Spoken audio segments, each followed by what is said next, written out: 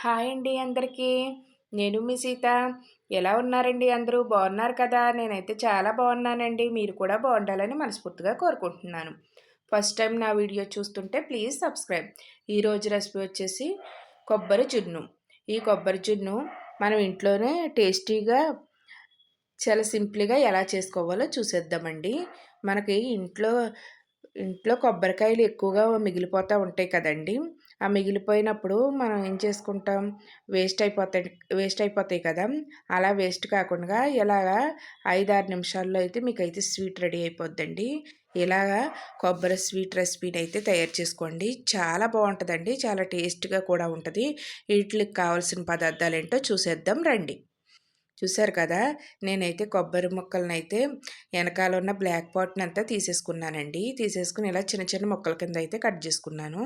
ఈ ముక్కలనైతే మనం ఒక మిక్సీ జార్ తీసుకుందామండి. ఈ మిక్సీ జార్‌లో అయితే 2 కప్పులైతే నేను వేశానండి కొబ్బరిని. ఇలా వేసుకొని ముందు బరగ్గా గ్రైండ్ చేసేసుకుందామండి. చేసుకున్న తర్వాత 2 కప్పులు కొబ్బరి ముక్కలకి 2 కప్పులు వాటర్ అయితే వేసుకోండి. ఇలా వాటర్ వేసుకొని మనకి ఎంత మెత్తగా వీలైతే అంత మెత్తగా అయితే పేస్ట్‌లా చేసేసుకోండి. చేసుకున్న తర్వాత ఇప్పుడు ఒక గిన్నె పెట్టుకొని ఇప్పుడు చి గిన్నె మీద అయితే ఇలా చిక్కం పెట్టేసుకుందామండి. పెట్టేసుకొని ఒక క్లాత్ అయితే వేసుకుందాం. కాటన్ క్లాత్ అండి. వేసుకొని మనం మెత్తగా గ్రైండ్ చేసుకున్నాం కదా ఈ కొబ్బరిని వేసుకొని అందులో వేసుకొని బాగా వడకట్టేసుకుందామండి. చూసారు కదా! ఈ విధంగా అయితే మనం పిండేసుకోవాలండి. మొత్తం అంతా పిండేసుకోవాలి. మొత్ ఇలా పిండేసుకున్న తర్వాత నాకైతే వచ్చిన పాలండి ఇవి. చూసారు కదా! ఇలా వచ్చినాయండి పాలు. ఇప్పుడైతే ఒక ఒక బౌల్ తీసుకున్నానండి. ఆ బౌల్‌లో అయితే పావు కప్పు వాటర్ అయితే వేసుకుంటున్నాను. అలాగే 1/3 కప్పు కార్న్ ఫ్లోర్ అండి. కార్న్ ఫ్లోర్‌ను కూడా ఈ వాటర్‌లో వేసేసుకొని బాగా కలిపేసుకోవాలండి ఉండలు లేకుండా కలిపేసుకొని మనకి కొబ్బరి పాలు తీసుకున్నాం కదండీ! ఆ గిన్నెలో అయితే వేసేసుకోవాలండి. అలాగా వేసేసుకొని మొత్తం అంతా ఒకసారి కలిపేసుకొని ఇప్పుడైతే స్టవ్ వెలిగించుకొని స్టవ్ మీద అయితే పెట్టేసుకోవాలండి. స్టవ్ మీద పెట్టేసుకొని ఇలా పెట్టుకున్నాం కదండీ పాలని. పెట్టుకున్న తర్వాత షుగర్ అండి. మనం 2 కప్పులు కొబ్బరి తీసుకున్నాం కదా! ఒక కప్పు అయితే సరిపోద్ది. మీరు ఇంకా ఎక్కువ తినాలనుకుంటే కొంచెం వేసుకోండి. కానీ కరెక్ట్‌గా సరిపోద్దండి. ఇంకా మీరు తక్కువ తినాలనుకుంటే అదే కప్పులో కొంచెం తగ్గించుకోండి.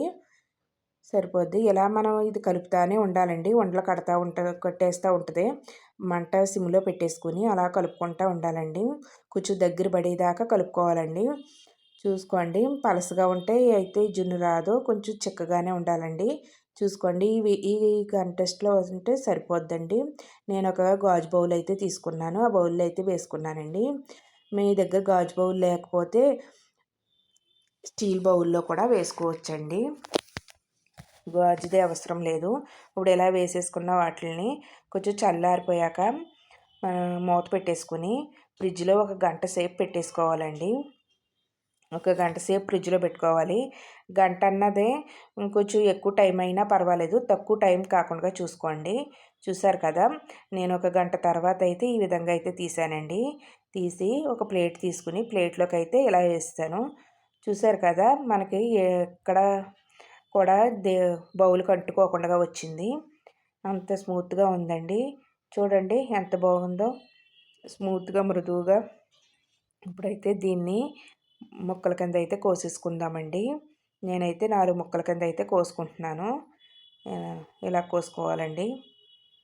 చూడండి ఈ విధంగా అయితే కోసుకోవాలి. చూసారు కదా! మనకి పలసగా ఉంటే ఇలా రాదండి. ఇలా ఇడిపోతూ ఉంటుంది. కొంచెం చిక్కగానే ఉండాలండి. చిక్కగా ఉన్నప్పుడు మనం ఇలాగ బౌల్లోకి తీసుకోవాలి. ఇప్పుడైతే ఒక ప్లేట్లోకి అయితే తీసేసుకున్నానండి పీసులనైతేని. నేనైతే ఇలా డ్రై ఫ్రూట్స్తో అలంకరించుకుంటున్నానండి.